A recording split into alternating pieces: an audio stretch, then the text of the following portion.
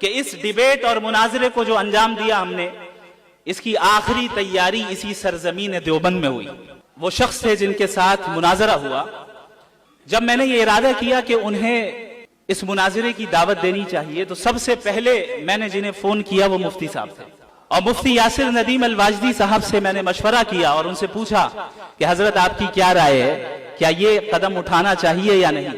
حضرت نے ہمت افزائی کی اور اجازت دی کہ آپ ضرور یہ کام کریں، انشاءاللہ خیر ہوگا۔ اور اس وقت سے لے کر ابھی تک مسلسل حضرت نے میرا تعاون کیا اور میری مدد کی۔ جو فکر میں ندوۃ العلماء سے لے کر آیا تھا کہ مغربی تہذیب کے خلاف کام کرنا ہے، اور حضرت مولانا ابو الحسن علی ندوی رحمہ اللہ کی تحریروں سے جو فکر مجھے حاصل ہوئی، کیونکہ آپ سب کو معلوم ہونا چاہیے کہ حضرت مولانا علی میاں ندوی رحمہ اللہ اکثر مغربی تہذیب کے خلاف لکھتے تھے۔ کچھ دنوں سے میں یہ سوچ رہا تھا کہ آخر کیا وجہ ہے کہ ان صاحب کے ساتھ مناظرہ کرنے کے لیے اللہ نے میرا انتخاب کیا۔ کیا ہی بہتر ہوتا کہ حضرت مفتی یاسر ندیم الواجدی صاحب مناظرہ کر رہے ہوتے۔ تو بڑے غور و فکر کے بعد یہ بات میرے ذہن میں آئی کہ شاید اللہ رب العالمین کو حضرت مفتی یاسر ندیم الواجدی کو ایسے مقام پر فائز کرنا تھا جہاں سے وہ یہ کہہ سکے کہ بھئی تجھ سے تو میرا شاگرد ہی نمٹ لے گا۔ الحمدللہ۔ I love you too.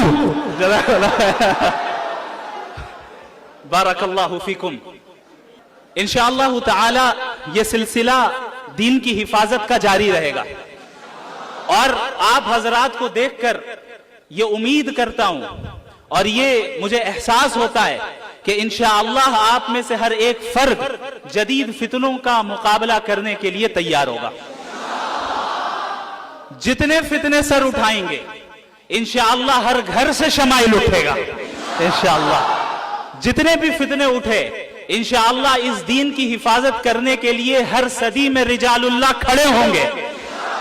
جس طرح ہر زمانے میں ایسے رجال اللہ کو اللہ نے پیدا کیا کہ وہ اپنے زمانے کے فتنوں کو انہوں نے کچل کر رکھ دیا اور ان زنجیروں کو توڑ کر رکھ دیا، اس زمانے میں اللہ رب العالمین نے مغربی تہذیب کے فتنے کے مقابلے کے لیے جس جماعت کا انتخاب کیا ہے، اس کی ابتدا کے لیے اللہ رب العالمین نے حضرت والا کا انتخاب فرمایا ہے۔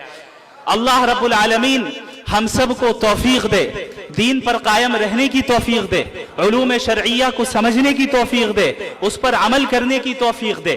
میں سمجھتا ہوں کہ یہ جو کچھ بھی کام کل ہوا یہ میرے اساتذہ کرام کی دعاؤں کا نتیجہ ہے۔ میرا اس میں کوئی دخل نہیں، کوئی بھی دخل نہیں۔ میں نے بس ایک چیز کی پابندی کی کہ میں اپنے اساتذہ کی باتیں مانتا تھا۔ اگر وہ کہتے تھے کہ باہر نہ جاؤ تو میں نہیں جاتا تھا، اگر وہ کہتے تھے کہ اس وقت پڑھو تو میں پڑھتا تھا۔ میں نے اتنا ہی کیا ہے۔